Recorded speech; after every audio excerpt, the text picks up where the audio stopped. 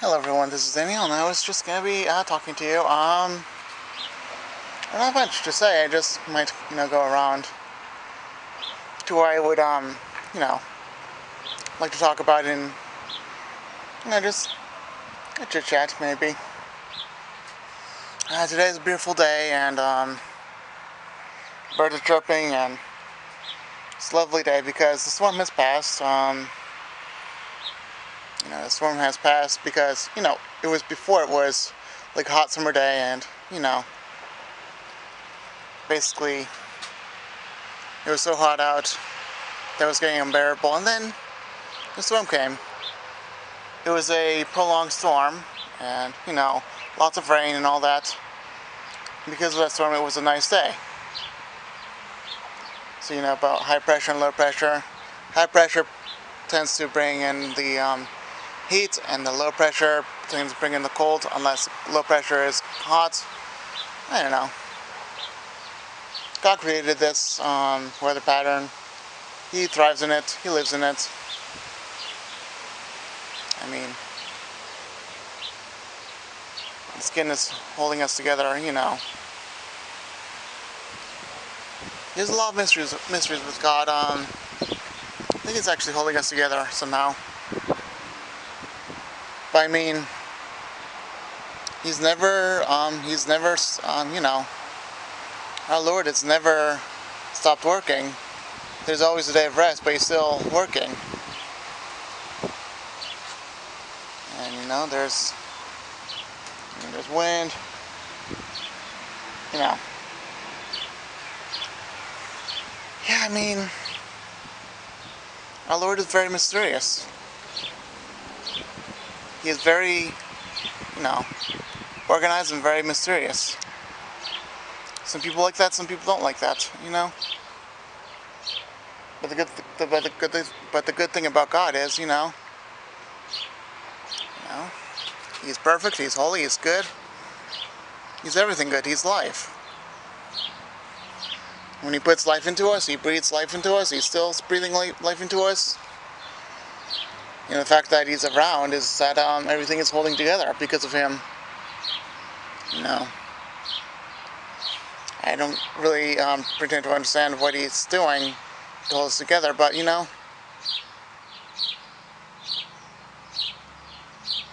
just created us with clay, and then He, quite frankly, He just created human beings and life,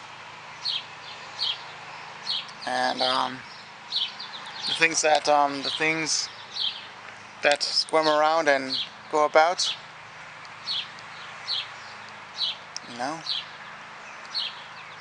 the ants on the wall, the birds chirping, like I said,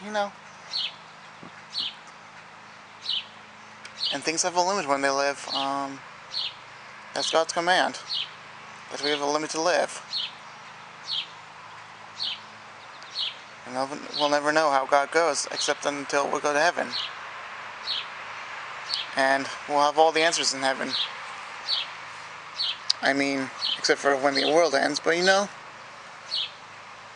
have all the answers we need in heaven.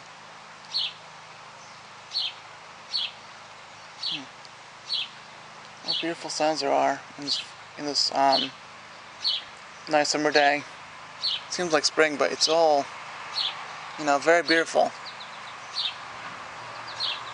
There's a lot of symbolism in animals and humans. Lots of symbolism. I think God created animals because we wanted to be comforted, and He also created symbolism with everything. Oh, and one thing I want to talk to you about,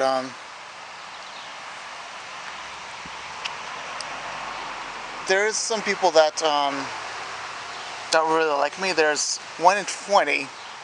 So there's only 1 in 20 that really don't care for me, and you guys are rejecting me. The 1 in 20 of you are rejecting me. So if I get 100,000 people that go to my channel and view my videos, about 5,000 of you will reject me. But right now I have 12,000 So that makes it, gosh, let's do the math here. So 12 divided by 5, 15, 2, 4, 6, 8, 10. So let's say I have 250 people that are rejecting me. That may seem like a little, but that's a lot. But right now, even though 250 people reject me, I mean, even though out of the, actually no, because, 1 out of 20, yeah. So that would be, let's see, 5%? Yeah, 5. See, so 5% are rejecting me. So 5% of you are rejecting me, so you're rejecting God because of that. So let's see. 5% out of, that would be, I can barely think today. I'm just, sleepy these days. Because of summer, So, let's see. 5, 10, 15, 20, 25, 30, 35, 40, 45, 50, 55, 65, 70, 75, 80, yeah. So if it were to be 1,000, it would be 50. If it were to be 10,000, it would be 500. So yeah. Did I do that right? Yeah. So yeah. I can't think about these things, but even if it was 500 or 200 of you, I mean, unmistakably, those ones that are 500 out of 10,000, those 1,000 out of 20,000, that's still those who really don't care for me, in videos other than the popular ones, except for the one, that matters.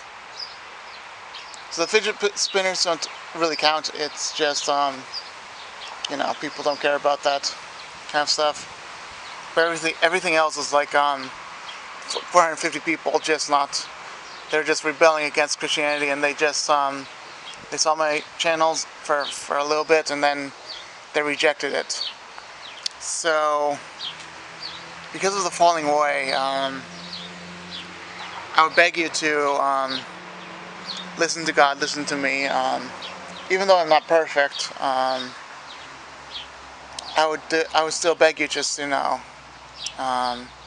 just to hold on. I'm begging you to hold on, because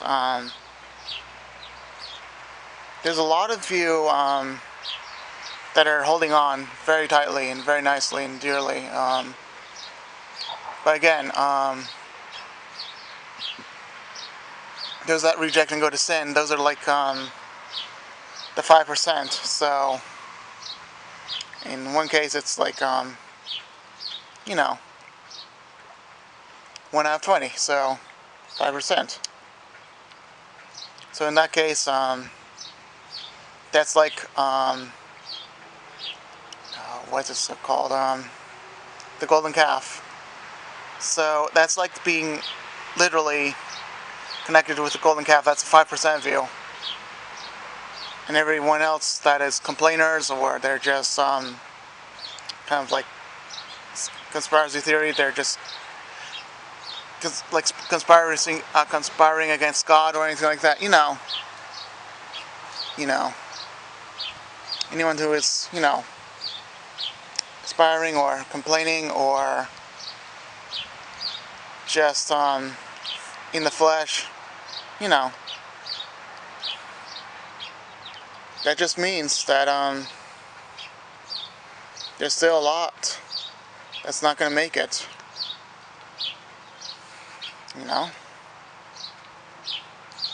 And Promised Land is very narrow. Very narrow. I wouldn't want to say narrow-minded to get there, but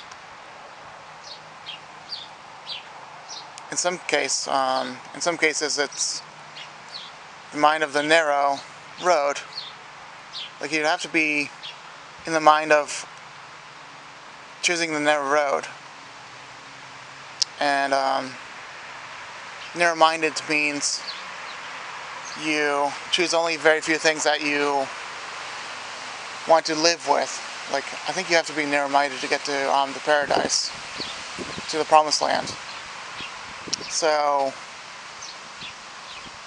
in many cases, those who did not have a narrow mind, those who wanted to live freely and all that, and wanted to broaden their minds and not be narrow in a sense that they, those who were not narrow and wanted to be broad, were not those who were narrow-minded. I mean, those who are narrow-minded, except for a few things, but the Christian narrow-minded, they accept only the few things to get to the promised land, and to be brave, and to accept the path. Those are the only things. Those are the only three things you must accept. And you must do a lot of things, be patient, and all that, all the fruits of the Spirit, in order to get to the path. So, if you must get to the promised land, there is a very narrow path for those who have a very narrow mind, and especially a very narrow mind against the world. And if you don't live with Satan, you live with God. And if you don't live with God, you live with Satan.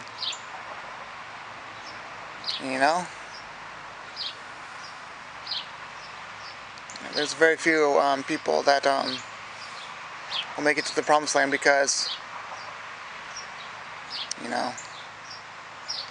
they don't accept things of the godly way. They accept things of the worldly way. And the last thing that people will accept is the lie of the churches, the lie of the devil. They'll accept lies. And there's so many lies these days, and back then and every other day. The lies are so evident; they're everywhere. There are lies beyond lies, and lies are just everywhere. Advertisements are lies. Movies are lies. Hollywood is lies. Many churches are lies. Music is lies. Some of the jobs are lies. So many things that you accept are lies. So if you listen to a lie, you will be condemned to hell. And that's why I don't accept so many genres of music. This is why I don't accept so many songs, is because they're all lies. This is why I very rarely go to a movie theater, because they're all lies, except for very, very few. This is why I don't accept Hollywood or anything like that. This is why I don't accept pop or hip-hop or anything like that. Nor rap, nor rock, nor metal, or heavy metal. I don't accept these things. I don't accept any of the drumming. I don't accept the drumming of hip-hop or anything like that, because I'm narrow-minded against these things. But the one thing I'm not narrow-minded against is I'm not narrow-minded against God. So, He'll give me anything, but I must, for anything He tells me, I must discern if it's the truth or not. In order to know if that's the truth, I must say, "Are you Jesus?" And He will either decline me or not. He will either be atrocious or not. Because if He is Jesus, then He will tell you the truth. If He is the devil, if He is Satan, He will tell you lies. So yeah, keep believing in the truth. That's the main. That is the bottom of the the bottom of the pillar that supports everything, the truth. And everything else, that is what you must accept. I mean, the last thing you must believe is not sin. It is the truth. And, you know, that's the number one thing we must accept, okay? Alright, I'll be done now, okay? Bye.